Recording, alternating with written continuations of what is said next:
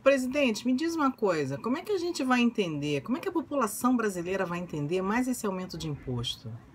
Como assim a gente vai entender? Oi?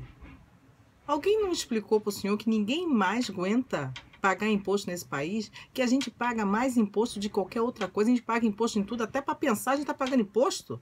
E mais esse aumento de imposto, onde a gente vai parar? Como é que a gente vai viver? Tá difícil, tá osso esse negócio. Não dá não. Presidente, faz o seguinte, faz outra coisa, enxuga os seus gastos, enxuga o gasto da galera aí, para de dar grana para emenda parlamentar, para o senhor ficar aí no poder.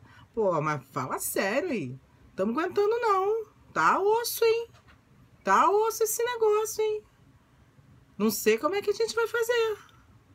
Depois faz o seguinte, vai para a televisão e explica como é que a gente vai fazer para pagar as nossas contas sem faltar dinheiro na carteira até o final do mês. Porque pagando essa quantidade de imposto, presidente, tá difícil, hein?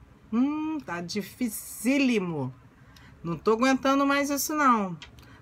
Para aí, para com isso, porque tá complicado. Me diz aí, vocês aí, alguém tá gostando dessa história? Alguém tá conseguindo entender? Porque eu, da minha santa ignorância, não estou conseguindo. Ou será que eu tô emburrecendo? Eu acho que eu tô emburrecendo. Vai ver que é isso. Tô emburrecendo e não sabia. Meu nome é Ângela Mota. Vamos falar sobre isso.